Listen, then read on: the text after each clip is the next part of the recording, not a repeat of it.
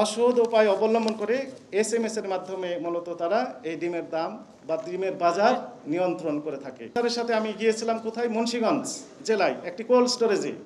সেখানে DG sir হাতে নাতে ধরলেন একজন ভদ্রলোক, একজন ব্যবসায়ী রসরাজ বাবু। ওনাকে জেরা করার সময় উনি স্বীকার করলেন যে 10,000 বস্তা আলু উনি কোল্ড স্টোরেজে সংরক্ষণ করেছেন ওই বছরে, এবং প্রতি বস্তায় 50 কেজি আলু থাকে। সেই হিসাবে 5 লক্ষ কেজি আলু সংরক্ষণ করেছেন।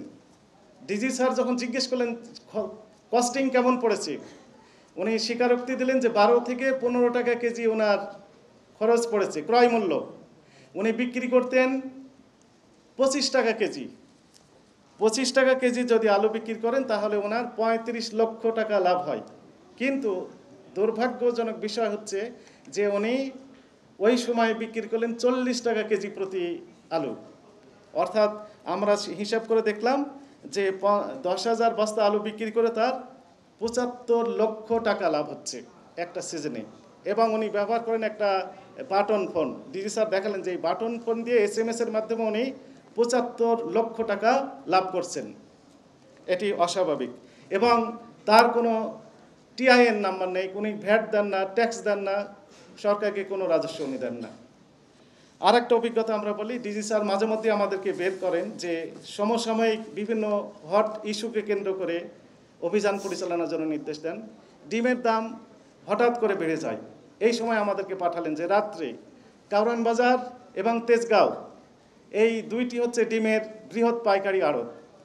রাত 12টার পর থেকে বিক্রয় কার্যক্রম শুরু হয়, ফজরের নামাজ পর্যন্ত হোলসেল এখানে হয়, এবং এসএমএস এর মাধ্যমে এখানে মূল্য নির্ধারণ করা হয়। গোটা বাংলাদেশের ডিম নিয়ন্ত্রণ করে কাউরান বাজার এইখান থেকে, এবং কাপ্তান বাজার তার সহযোগী।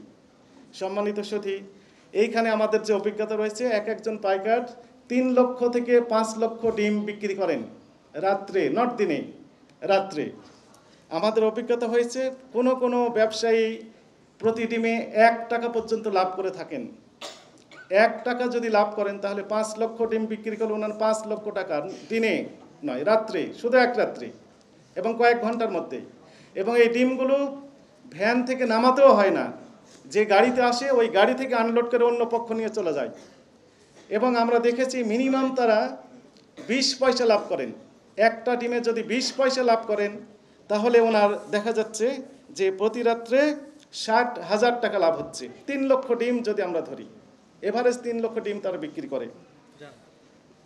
এবং যেটি আমি বললাম যে অসৎ উপায় অবলম্বন করে এসএমএস এর মাধ্যমে মূলত তারা এই ডিমের দাম বা ডিমের বাজার নিয়ন্ত্রণ করে থাকে।